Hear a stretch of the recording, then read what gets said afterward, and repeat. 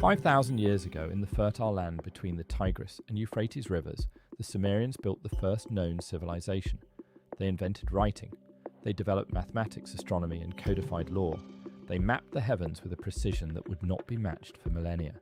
And on thousands of clay tablets, they recorded stories of beings who came from the sky, created humanity, and taught them everything they knew. Those beings were called the Anunnaki. Tonight, I want you to tell me, are these the oldest historical records on Earth or the oldest science fiction? Comment below. The Sumerians emerged in southern Mesopotamia, modern-day Iraq, around 4,500 BCE. By 3,500 BCE, they had developed cuneiform, one of the earliest writing systems. They used it to record administrative transactions, legal codes, astronomical observations, and their creation mythology. Tens of thousands of these clay tablets survive today, housed in museums around the world, including the British Museum, the Louvre, and the University of Pennsylvania.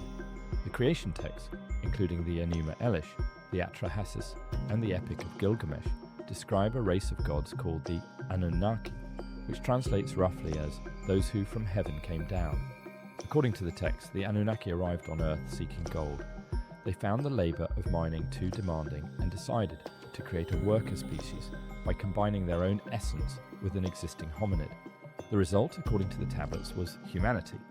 Zecharia Sitchin, a Russian-born linguist who studied the tablets extensively, published a series of books beginning with the 12th planet in 1976. Sitchin argued that the Sumerian accounts were not mythology, but historical records of extraterrestrial contact. He translated references to a planet called Nibiru, a large body on an elliptical orbit that passes through the inner solar system every 3,600 years, as the homeworld of the Anunnaki. He interpreted the creation of humanity as a description of genetic engineering. Sitchin's translations have been contested by mainstream Assyriologists. Michael Heiser, a scholar of ancient Semitic languages, published detailed critiques arguing that Sitchin mistranslated key terms and imposed modern concepts onto ancient texts. This is a fair criticism and deserves acknowledgement. Sitchin was not a trained Assyriologist, and some of his specific translations are disputed. However, the texts themselves are not disputed. The tablets exist. The stories they tell are consistent across multiple versions found at multiple archaeological sites, and several elements of those stories are remarkably difficult to explain as simple mythology. The Sumerians described the solar system with a level of accuracy that should not have been possible. Their cosmological texts reference the major planets in our solar system, including Uranus and Neptune, planets that were not officially discovered by Western astronomy until 1781 and 1846 respectively. The Sumerians described these outer planets, including their relative sizes and colours, thousands of years before the invention of the telescope. The creation accounts describe a process that, stripped of mythological language, reads remarkably like genetic modification. The god Enki instructs the goddess Ninhursag to take the blood of a slain god and mix it with clay, the existing hominid, to produce a new being. The process involves multiple failed attempts before a viable result is achieved. This narrative of trial and error is unusual for a creation myth. Most creation stories describe a single deliberate act. The Sumerian version describes a process, one that bears a structural resemblance to experimental biology. The Sumerians possessed mathematical knowledge that remains impressive by modern standards.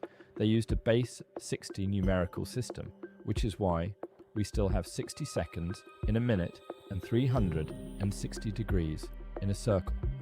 They calculated the precession of the equinoxes, the slow wobble of Earth's axis that takes approximately 25,920 years to complete one cycle. Calculating precession requires sustained, precise astronomical observation over centuries. It was not confirmed by modern Western astronomy until the work of Hipparchus in the 2nd century BCE, over 2,000 years after the Sumerians recorded it. The Sumerians described the Anunnaki as physically present, not abstract or spiritual. They ate, drank, argued, had children, and aged, albeit slowly. They are depicted in cylinder, seal carvings alongside human figures, consistently shown as taller and wearing distinctive clothing.